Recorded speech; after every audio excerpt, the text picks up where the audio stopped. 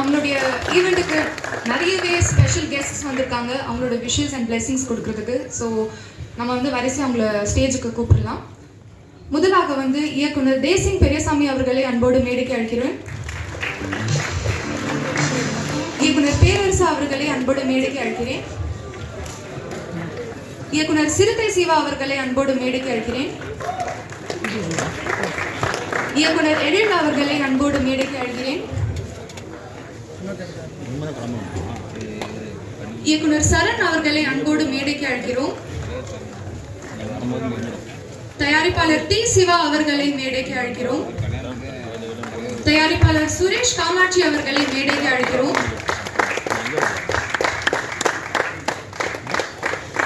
இயக்குனர் சுப்பிரமணியம் சிவா அவர்களை மேடைக்கு அழைக்கிறோம்.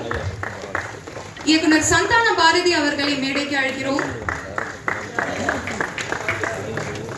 நடிகர் ஜெயபிரகாஷ் அவர்களை மேடைக்கு அழைக்கிறோம். இயக்குனர் வசந்த பாலன் அவர்களை மேடைக்கு அழைக்கிறோம். இயக்குனர் மித்ரநாத் ஜவஹர் அவர்களை மேடைக்கு அழைக்கிறோம். இயக்குனர் ஆர்.வி. உதயகுமார் அவர்களை மேடைக்கு அழைக்கிறோம். இயக்குனர் பி. வாசு அவர்களை மேடைக்கு அழைக்கிறோம்.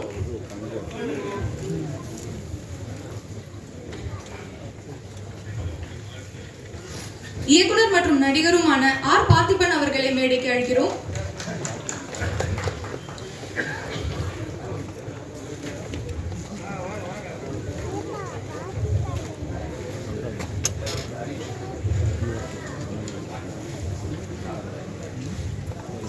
நம்மளுடைய சுப்ரீம் ஸ்டார் ஆர். சரத்குமார் அவர்களை அன்போடு மேடைக்கு அழைக்கிறோம்.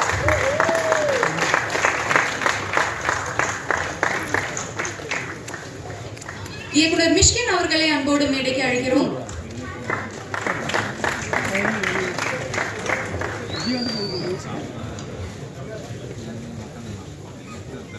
நம்ம எல்லாருக்கும் பிடிச்ச நம்ம ஜீனி நாயகன் ஜெயம் ரவி அவர்களை அன்போடு மேடைக்கு அழைக்கிறோம்.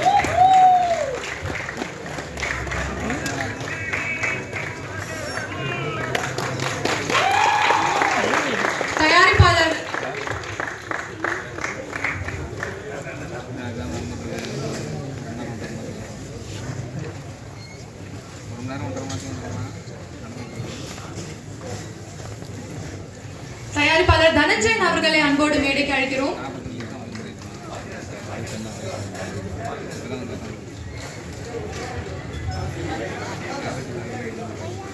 திரு பாக்யராஜ் அவர்களை அன்போடு மேடைக்கு அழைக்கிறோம்.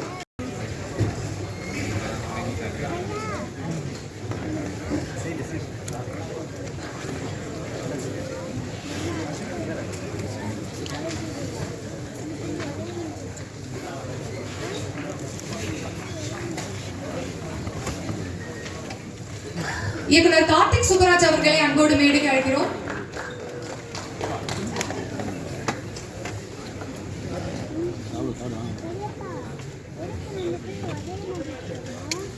நடிகர் ரமேஷ் கண்ணா அவர்களை அன்போடு மேடைக்கு அழைக்கிறோம்.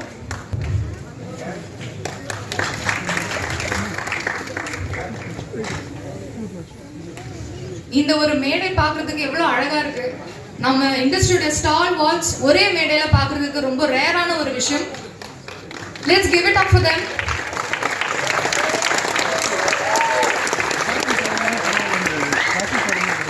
இயக்குனர் கதிர் அவர்களை அன்போடு மேடைக்கு அழைக்கிறோம். ஹிட்லிஸ்ட் படத்தின் தயாரிப்பாளர் திரு கே. எஸ். ரவிக்குமார் அவர்களை இப்பொழுது பேச அழைக்கிறோம். வரவேற்பு என்ற பெயரில் பேச வந்திருக்கேன். இப்போ செலிப்ரிட்டிஸு இவ்வளோ பேர் மேடையில் இருக்காங்க. இது இல்லாமல் இந்த படத்தில் ஒர்க் பண்ண டெக்னீஷியன்ஸ் எல்லாம் கூப்பிட்டா நான் எங்கே போகிறது? சரி, இவங்க எல்லாரும் பேசணுன்னா டைம் எங்கே போகிறது? ஸோ அதனால் இந்த படத்தினுடைய முக்கியமான சில டெக்னீஷியன்ஸை மட்டும் நான் மேடைக்கு கூப்பிட்டு அவங்கள இன்ட்ரடியூஸ் பண்ணுறது இல்லாமல் அவங்கள கௌரவிக்கணும் அப்படின்னு ஆசைப்பட்றேன்.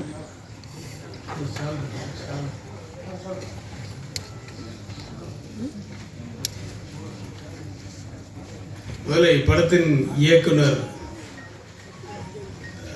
சூரிய கதிர் அவர்களை, இயக்குனர் பாக்கியராஜ் சார் அறிமுகம் செய்து வைக்குமாறு கேட்டுக்கிறேன்.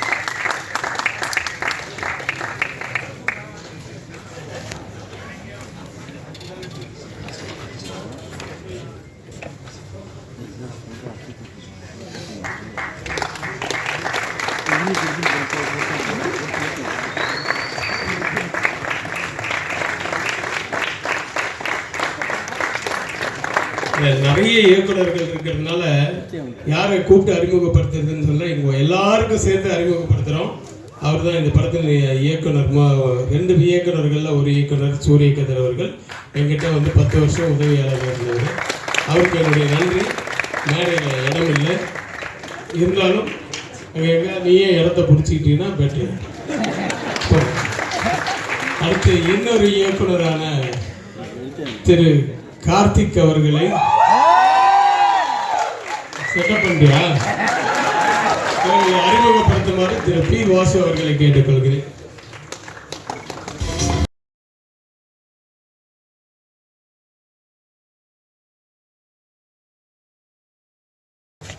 கனிஷ்கா அவர்களை அறிமுகப்படுத்துமாறு ஜெயம் ரவி அவர்களை அழைக்கிறேன்.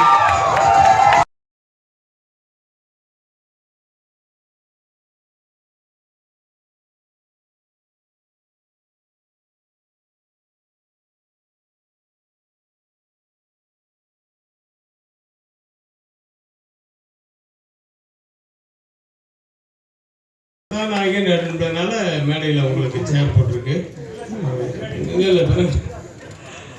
அடுத்தது இந்த விழாவின் நாயகன் திரு சத்யா அவர்களை அறிமுகப்படுத்தலை. அவர் ஏற்கனவே நிறைய படங்கள் பண்ணிட்டாரு. இருந்தாலும் உங்கள் முன் அவர்களை வரவேற்கிறேன். வரவேற்கிற மிஸ்கின், அதாவது ஃபியூச்சர் மியூசிக் டைரக்டர் மிஸ்கின் அவர்கள் வந்து அவருக்கு மரியாதை செலுத்துவார்.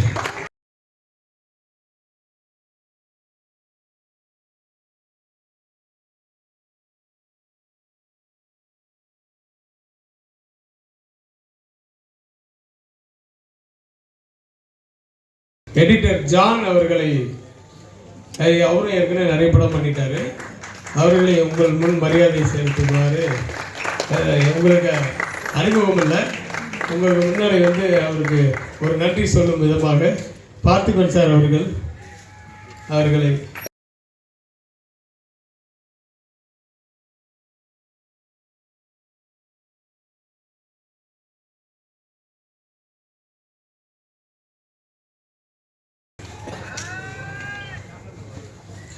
ஓகே மற்றும் கேமராமேன்லாம் அப்புறம் வருவாங்க.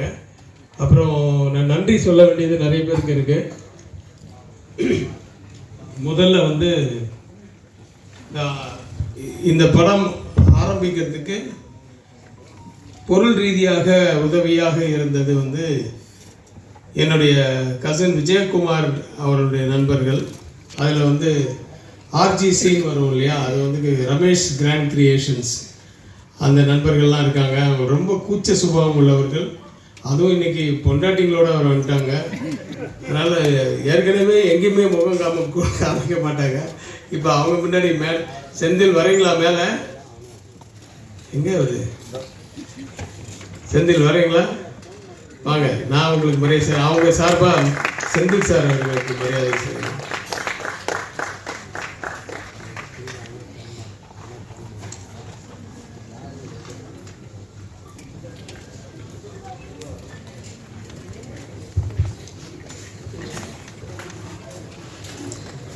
நம்ம எல்லாருக்குமே பிடிச்ச ஜீவா சார் வந்திருக்காங்க. Thanks for coming sir. Jeeva அவர்களை அன்போடு மேடைக்கு அழைக்கிறோம்.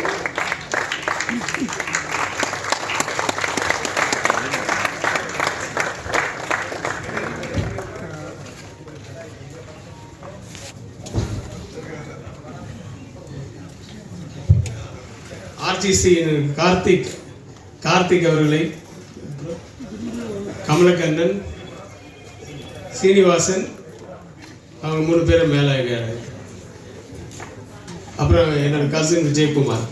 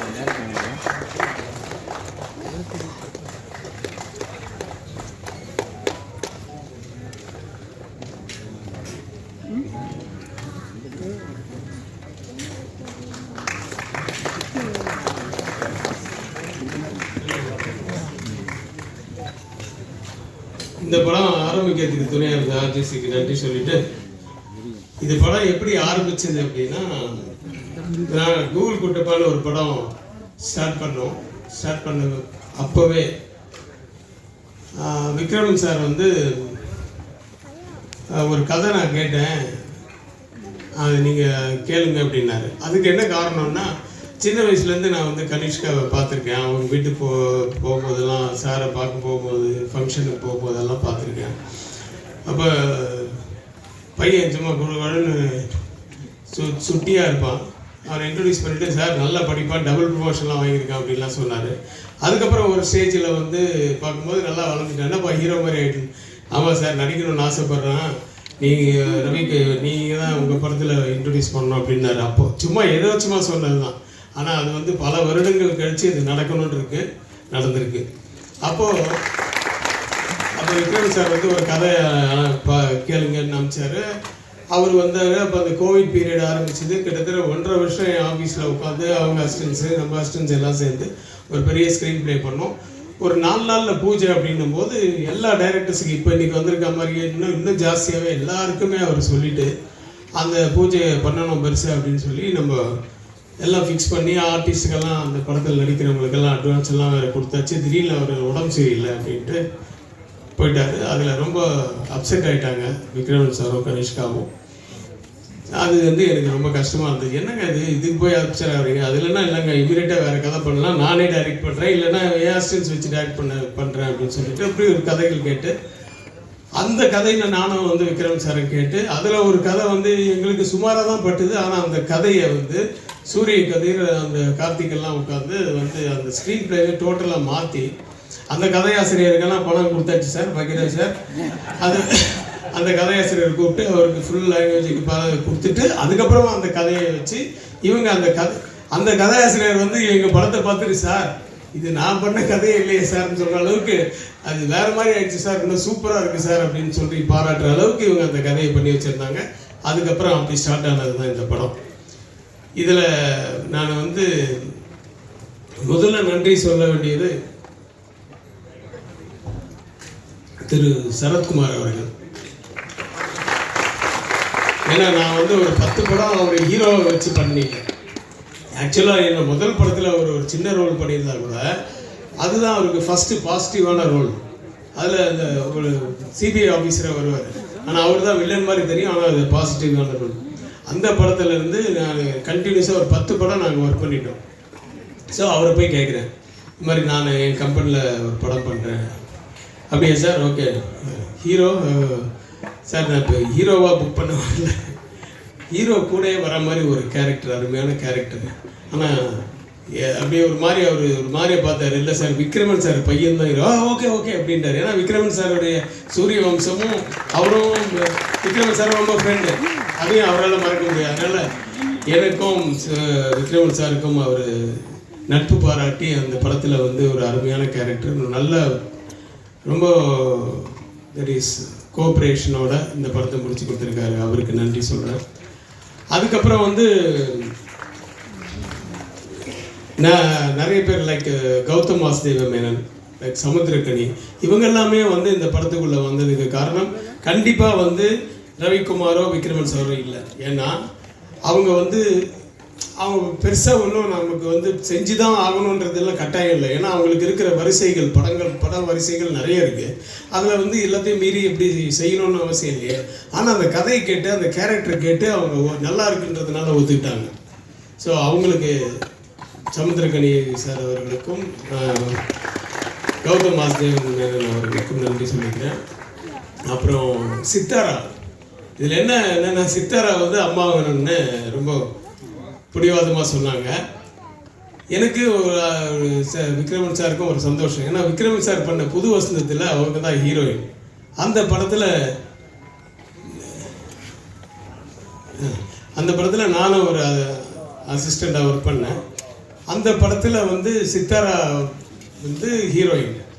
ஸோ அதுக்கப்புறம் என்னுடைய முதல் படத்துலேயும் புரியாத புதிர் படத்துலேயும் சித்தாரா ஒரு நல்ல ஃப்ளாஷ்பேக் ஹீரோயின் சொல்லி தானு சார் அவர்களை அன்புடன் மேடைக்கு அழைக்கிறோம்.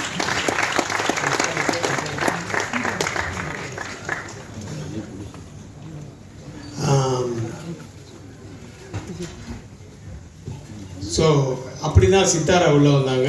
அவங்களும் வந்து முகம் கோணாமல் நம்ம வந்து ஒரு ஹீரோயினாக வச்சு படம் எடுத்த ரவிக்குமாரும் விக்ரமன் சாரும் இப்போ நம்மளை அம்மா கேரக்டருக்கு கூப்பிட்றாங்கன்னு கொஞ்சம் கூட பால் மாறாமல் இந்த படத்தில் நடித்தாங்க.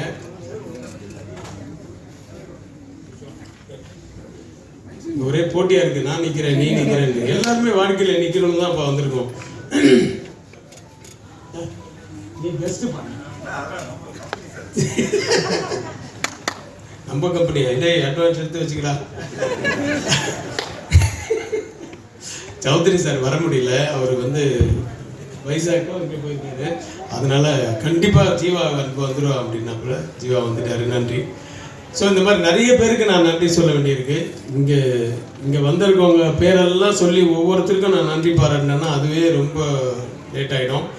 அப்புறம் சூரிய கதிர் கார்த்திக் வந்து இந்த படத்தில் அறிமுகப்படுத்துகிறேன் என்னுடைய அசிஸ்டன்ட்ன்றதுனால. ஏன்னா இப்போ புதுசாக இன்னொருத்தரை நம்பி அவன் திடீர்னு ஓடி போய் மறுபடியும் வேற எவனே பிடிச்சிட்டு வர்றதுக்கு நம்ம அசிஸ்டன்ஸ் டாய் செய்யடா அப்படின்னா செய்ய போகிறாங்க.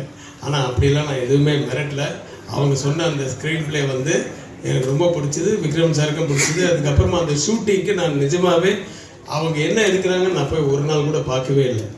இது வந்து அவங்களுக்கும் தெரியும். சரத்குமார் சாரை பார்க்கணுமே மரியாதை நிமித்தமாக அப்படின்ட்டு அவரை பார்க்கறதுக்கு ஒரு நாளும், சமுத்திரக்கனி சாரை மரியாதை நிமித்தமாக பார்க்குறோன்னு ஒரு நாளும், கௌதம் வாசுதேவன் சாரை பார்க்கணுமேன்ட்டு மரியாதைக்கு ஒரு நாளும், சித்தாராவை பார்க்குறோன்னு பூஜை அன்றைக்கே பார்த்துட்டேன். ஸோ இது வந்து இப்படி தான் அவங்கள மட்டும் சந்திச்சுட்டு வந்திருக்கேன். இந்த 4 பேர் மட்டும் பார்த்துட்டு வந்தேன். தவிர ஷூட்டிங் ஸ்பாட்டில் உட்காந்து நான் வேடிக்கை பார்க்க அவங்க எப்படி பண்ணுறாங்கன்னு நான் கேட்கல. ஆனால் ஒவ்வொரு நாளும் ஒவ்வொருத்தரையாக கேட்பேன், எப்படி பண்ணுறாங்கன்னு. சரஞ்சியில் பின்றானுங்க சார் உங்கள் ஆளுங்க அப்படின்னு. அதுக்கப்புறம் Gautham Vasudevan they very clear அவங்க வந்து என்ன வேணும்னு அவங்களுக்கு தெரிஞ்சிருக்கு. ரிப்பீட்டடாக எந்த ஷார்ட்ஸுமே எடுக்க மாட்டுறாங்க அப்படின்ற மாதிரிலாம் அவங்க பாராட்டினாங்க. ஸோ இப்படி ஒரு முடிவு வாங்கப்பா.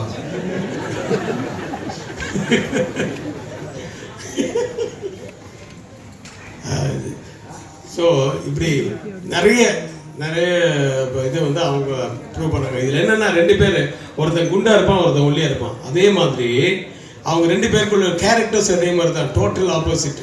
ஒருத்தன் வந்து டஃப் கை, இந்த சூரிய கதிர் குண்டா இருக்கிறவன், அவனுக்கு வேணுன்றது வேணும். அது எதுவாக இருந்தாலும் அவன் வந்து அது ஒரு மீறி இல்லை, அது வேண்டாம்னு கொஞ்சம் வேற மாதிரி சொன்னால் அவன் வந்து டிஸ்கஷன்லேயே அப்படி தான் ரொம்ப சத்தமாக பேசி எல்லாம் ஆர்கியூ பண்ணுவான். என்னடா அது சீன், அது எத்தனையோ படத்தில் வந்துச்சு சார். இல்லை சார் நல்லா இருக்குது சார், எது பயங்கரமாக கத்துவான். திடீர்னு ஒரு மாதிரி தலாலாம் விளைக்கும் அவனுக்கு. இந்த தனியாக விடக்கூடாதுன்னு சொல்லி இவனை கூட இவன் வந்து அந்த சீன் வேணாம், சரி சார் உடனே வேணான்னு டைரக்ட் வேணான்ட்டார், விடுங்கப்பா அதுக்கப்புறம் வேற பார்த்துக்கிட்டா போச்சு அப்படின்ட்டு காம்ப்ரமைஸ் பண்ணுற ஆள். ஸோ எல்லாரையும் கன்வின்ஸ் பண்ணுற ஆள். இவன் டஃப்பாக இருக்கிறவன் அவன் வந்து சாஃப்ட்டு. ஸோ இவங்க 2 பேரும் சேரும்போது இவங்களுக்குள்ள சண்டையே வராது. ஏன்னா இவங்க 10 வருஷமாக இவங்க ஒர்க் பண்ணும்போது இருந்த ஃப்ரெண்ட்ஸு. ஆதவன்லேருந்து பண்ணுறீங்களா, ஆதவன் படத்துலேருந்து சூர்யாவும் இந்த குண்டா இருக்காருல்ல சூரிய கதிர், இவர் வந்து ரொம்ப ஒல்லியாக இருந்தார். எப்படின்னா ஆர்டிஸ்ட் சூர்யாவும் இந்த கதிரும் வந்து ஜிம் மேட்ஸ் அவங்க. ஸோ அப்படி ரெகுலராக ஜிம் பண்ணுவாங்க. அதுக்கப்புறம் அவனுக்கு ஸ்பைனல் கார்டில் ஒரு அடிப்பட்டது. அதுக்கப்புறமா வேறு வழி இல்லாமல் மெடிசன்னால இப்படி ஆயிடுச்சு. சீக்கிரம் சரியாயிடும், அவனுக்கு சீக்கிரம் கல்யாணம் ஆகணும். அந்த வாழ்த்துக்களும் சேர்த்து கொடுத்துருங்க. இந்த படத்தின் இந்த ட்ரெய்லர் அந்த இதெல்லாம் பார்த்துருப்பீங்க, ஆடியோ. இந்த இன்றைய கதாநாயகன் சத்யா அவர் வந்து ரொம்ப அருமையாக பாட்டுகள் போட்டிருக்காரு. என்ன படத்துக்கு மீறி வந்து எங்கேயுமே புகுத்துற மாதிரி எதுவுமே எந்த காட்சியும் இருக்காது. ஸோ அந்த மாதிரி தான் அந்த சாங்கை வந்து மாண்டேஜ் சாங்ஸ் தான். அதனால தான் உங்களுக்கு இந்த மாதிரி போட்டு காமிச்சோம். அந்த சாங்ஸ் இன்னொரு சாங் இருக்குது, அப்பா சாங். அந்த அப்பா சாங்கை பற்றி நான் சொல்லணும், பட் அது வந்து இப்போ சொல்ல வேணாம், படம் ரிலீஸுக்கு அப்புறம் அப்படின்ட்டு டைரக்டர் சூரியகதிர் வந்து ஷார்ப்பாக சொல்லிட்டார், சார் இதை பற்றி சொல்லாதீங்க, அதை போடாதீங்க அப்படின்ட்டார். சரி ஓகே, அவருக்கு தெரியும் அந்த கதை, எனக்கும் தெரியும். சரி ஓகே, புது பசங்க சொல்கிறது நம்ம கேட்டாகணும் இல்லையா, ஏன்னா நிறைய புது டைரக்டர்ஸ் படம்லாம் நான் நடிக்கிறேன், அதனால் சரின்னு சொல்லிட்டேன். ஆனாலும் அந்த அந்த பாட்டினுடைய ஒரு பல்லவி மட்டும் நான் வந்து என்ன பண்ணேன், என்னை டைரக்டர் சீனியர் வந்து கலைஞர் விழாவில் பண்ண சொன்னேன், கலைஞர் நூறுன்ட்டு. அதில் நான் ஒரு போர்ஷன் பண்ணி கொடுத்தேன், ஒரு 10 அவதாரம், தசாவதாரம் அப்படின்ட்டு. அதில் எண்டில் கலைஞர் சாகும்போது செத்ததுக்கு அப்புறமா அந்த ஊர்வலம் போகும்போது அந்த சாங்கை போட்டு விட்டேன். அப்படியே அது எண்டில் சைலண்ட் ஆகி சிஎம்லேருந்து அவங்க ஒய்ஃப்லேருந்து உதயிலேருந்து நிறைய பேர் எங்கள் மினிஸ்டர்ஸு எல்லாருமே வந்து அப்படியே கண்ணெல்லாம் கலங்கிடுச்சு. இதெல்லாம் நான் டைட் ஷேட்டில் பார்க்குறேன், ஏன்னா எவ்வளோ இம்பேக்டாக இருக்குது இந்த சாங் அப்படின்ட்டு. ஸோ அந்த அளவுக்கு அந்த சாங்கு. ஸோ பின்னாடி உங்களுக்கு இன்றைக்கி ஆடியோ ரிலீஸில் அது வந்து சாங் வரும். அந்த நான் கையை தட்டணுன்னு தண்டிட்டு நல்லா தட்டதான் மற்றவங்க தட்டுவாங்க. ஸோ பிஎம்கே நினைக்கிறேன், அதனால இல்லையா? சரி போதுண்டான்றீங்களா? இங்கே வந்திருக்க ஒவ்வொருத்தருக்கும் நான் நன்றி சொல்லணும், அதுக்கு வந்து ரொம்ப நேரம் ஆகும். அதனால் ஜெயம் ரவி வந்து எனக்கு இன்றைக்கி வந்து ஹீரோவை அறிமுகப்படுத்துறது வந்து எனக்கு ஒரு சின்ன சென்டிமெண்ட்டு, அப்படியே ஒரு ஃப்ளாஷ்பேக். ஜெயம் ரவி இன்ட்ரடியூஸ் ஆகிறாரு, நான் வந்து தசாவதாரமா இல்லை ஏதோ பஞ்சதந்திரமா தெனாலி படம் ஷூட்டிங்கு. கமல் சார் வந்து இவரை இன்ட்ரடியூஸ் பண்ணுறாரு, கிளாப் கொடுக்குறாரு, நான் கேமரா ஆன் பண்ணுறேன். அப்படி தான் இவர் இன்ட்ரடியூஸ் ஆனார் தெனாலி போது. ஸோ அதே மாதிரி இன்றைக்கி வந்து விக்ரமன் சார் பையனை வந்து இவர் லான்ச் பண்ணதில் எனக்கு ரொம்ப சந்தோஷம். ஜீவா வந்து சந்தோஷம். ஒவ்வொருத்தருக்கும் சிவா சார்லேருந்து பார்த்திபன் சார் வந்து அவர் அடிக்கடி என் கூட மெசேஜில் பேசுவார். அந்த மெசேஜ் எல்லாமே புதுமையாக இருக்கும். அது அவர் கொடுத்த ஐட்டங்கள் நிறைய இருக்குங்க, அதெல்லாம் டேபிள் வச்சுருக்க ஐட்டம்லாம் டேபிளில் வைக்காதப்பா. ஸோ பஞ்சஸ் கிங் அவர், அப்புறம் மிஸ்கின் அவர் எல்லாருமே, ஜவஹர் எங்கேருந்து எனக்கு ரொம்ப கிளாராக இருக்குது. பாக்கியராஜ் சார், பிவாசு சார், எல்லாம் தானு சார், அவங்க சிவா வந்து இப்போ தான் ஒரு படத்தில் அவர் படத்தில் ஒரு 4 நாளோ 5 நாளோ கோவா ஒரு ஷெட்யூல், இங்கே சென்னையில் ஒரு ஷெட்யூல். பார்க்கறதுக்கு அப்படி பயங்கரமான ஆடு, பார்த்தோன்னே எல்லாரும் பயந்து அலற மாதிரி இருக்கு. ஆனால் குழந்த மாதிரி பேசுறாரு, குழந்தை மாதிரி அவர் வந்து எல்லாத்தையும் வேலை வாங்குறாரு. டைலாக் பேப்பர்லாம் வந்து சும்மா ஒரு பேப்பரில் அவர் பேக்கெட்டில் தான் இருக்கும் அன்றைக்கி சீன் மட்டும். அதை மட்டும் பார்த்துட்டு இதை சொல்லுங்கள் சார், உங்களுக்கு வசதியாக கொஞ்சம் அந்த கண்டென்ட் மாறாமல் மாற்றி சொல்லுங்க சார், போதும் சார் அப்படின்ட்டு. என்ன ஒரு வித்தியாசமான ஒரு டெக்னீஷியன்னா அவ்வளோ ஒரு மைண்டில் வந்து எடிட்டிங் நாலேஜ், அதுதான் ரொம்ப ரொம்ப இம்பார்ட்டன்ட் நான் சொல்லுவேன் எல்லாருக்குமே. எடிட்டிங் நாலேஜ், அதாவது அங்கே வரும்போது அது வந்து கட்டுன்னு ஒரு சார் அது முடியல சார் அப்படின்னு, இல்லை இது அடுத்த ஷாட்டில் அது வருது அங்கே, அதனால் இங்கே கட் பண்ணிட்டா தான் சரியாக இருக்கும், ஏன்னா ஸ்டெப்ஸ் முடிஞ்சிச்சு. ஏதாவது ஒரு காரணம் சொல்லிட்டே இருக்காரு. எனக்கு ரொம்ப ஷாக்கிங்காக இருந்தது சிவா சாருடைய இது, அந்த அவரோட ஒர்க் பண்ணதுனால தெரிஞ்சது. அந்த மாதிரி ஜவஹர் வந்து எனக்கு மதில்னு ஒரு படம் என்ன லீட் ரோலாக வச்சு அவர் பண்ணார், அதுவும் நல்ல பெயர் வாங்கி கொடுத்தது ஜீல, அது வெப் ஃபிலிம். ஸோ இந்த மாதிரி ஒவ்வொருத்தருக்கும் நான் வந்து ரொம்ப ரொம்ப நன்றி சொல்லிக்கிறேன், இங்கே வந்து வாழ்த்த வந்த அனைவருக்கும். ஸோ டைம் இருக்காமா, யாரோ 4 பேர் கூப்பிடலாம், இல்லை 40 பேரையும் கூட கூப்பிடுவோம், அது பொறுத்து இருக்கு யாருக்கா. நான் சொல்கிறேன் யாரை கடைசியாக கூப்பிடுறேன். அப்போ பெல் அடி, ஒரு பெல் ஒன்று கொடுத்துருங்க, நான் டைம் ஒன்று அடிச்சுக்கிறேன். ஓகே, நன்றி நன்றி நன்றி, வணக்கம்.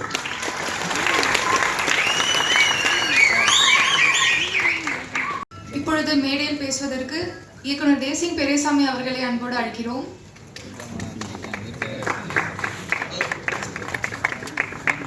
எந்த ஆர்டரில் மேலே மாடி வந்தாங்களோ அந்த ஆர்டரில் கூப்பிட்றாங்க. யாரை வந்து என்ன முன்னாடி கூப்பிடல என்ன பின்னாடி கூப்பிடலன்னு தப்பாக நினச்சிக்க மாட்டாங்க. நீ கவலை இல்லாமல் கூப்பிடுங்க. தனியாக சொல்லணும்னு நினச்சேன். அனைவருக்கும் வணக்கம். ஜாஸ்தி டைம் எடுத்துக்கல. இவ்வளோ பெரிய லெஜெண்ட்ஸ் இருக்கிற ஸ்டேஜில் நான் வந்து பேசுகிறதே வந்து கொஞ்சம் பதட்டமாக தான் இருக்கேன்.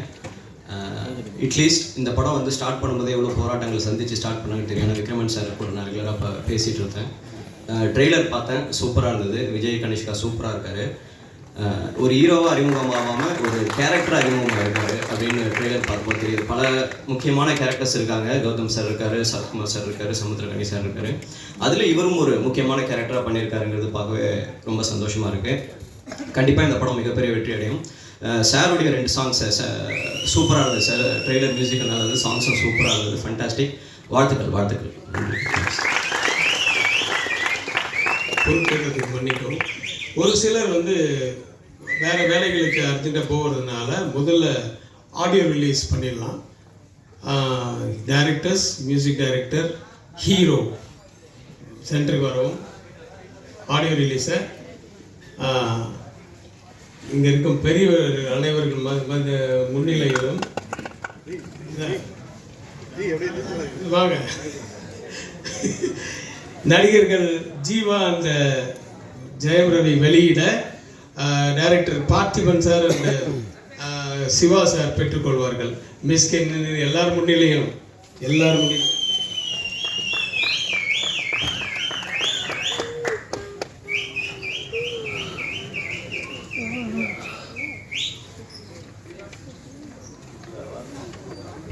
இந்த ஆடியோ ரிலீஸுக்கு மியூசிக் லேபிள் வாங்கின ட்ரெண்ட் மியூசிக்கிலேருந்து அவருடைய ஜிதேஷ் அவருக்கு மேடையை கிடைக்கிறேன்.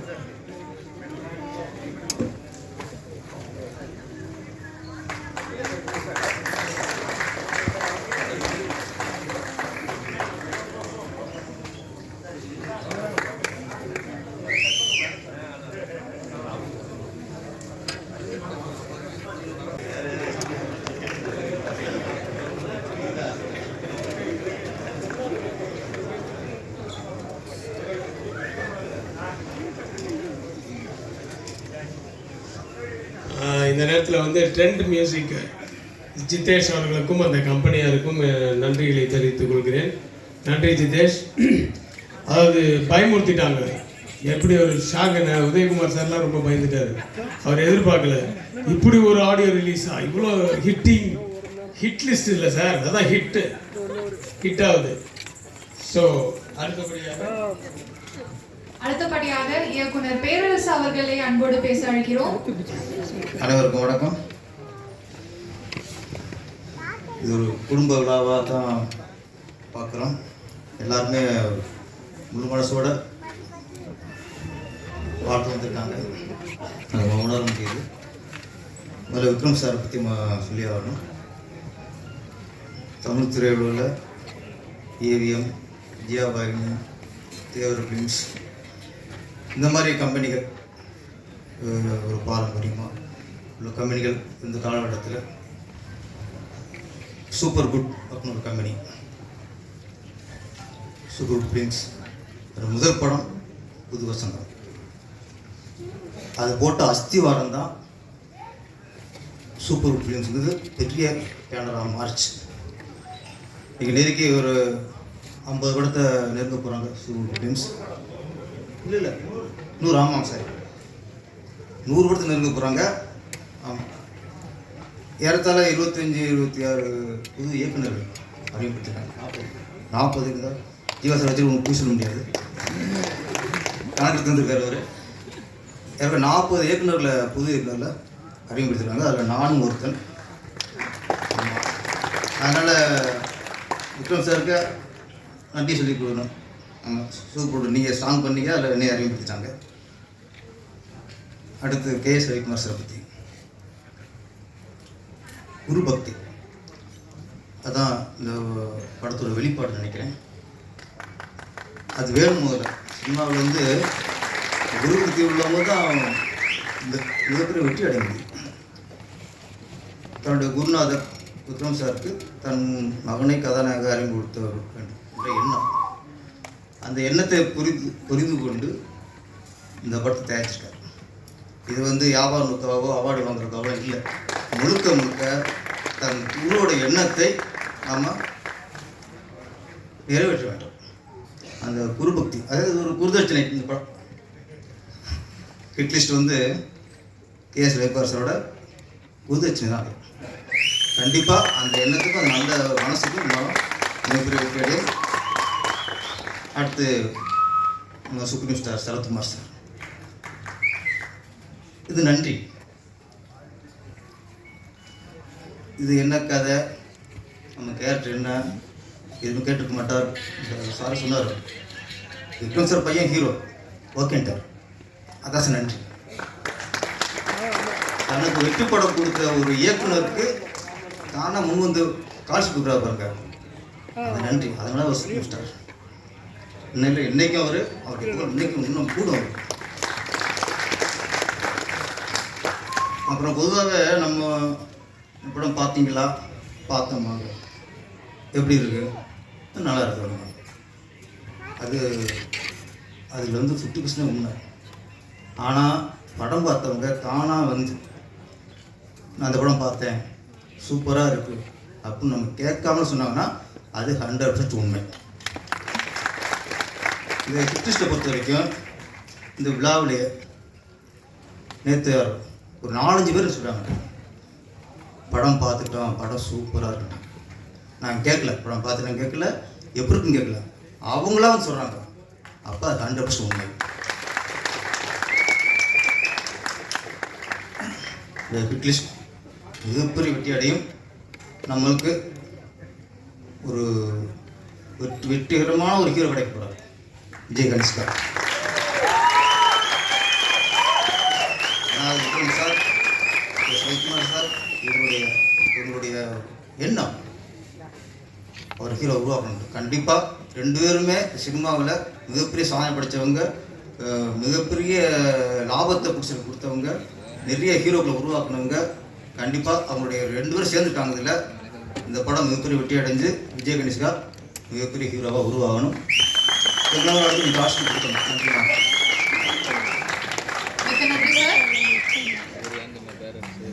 ஒரு விஷயம் மறந்துட்டேன்.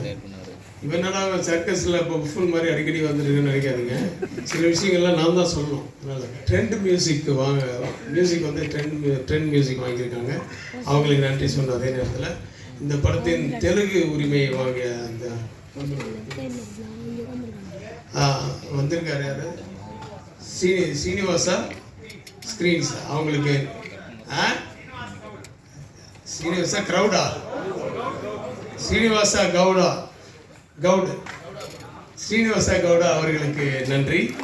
அப்புறம் ஏதோ ஒன்று தெலுங்கு உரிமையை வாங்கிய அவர்களுக்கு நன்றி. அப்புறம் அதே மாதிரி ஓவர்சீஸை வந்து வாங்க முற்பட்டுள்ள திரு கலை அவர்களுக்கு நன்றி. அப்புறம் வியாபாரம் பேசுவதற்காக வந்திருக்கும் திரு காசி கோயம்புத்தூர் காசி அவர்களுக்கு நன்றி. அப்புறம் மன்னன் சார் அவர்களுக்கு நன்றி. இது மாதிரி ஏதாவது விட்டுட்டுனா நடுவில் வந்து சொல்லுவேன். அடுத்து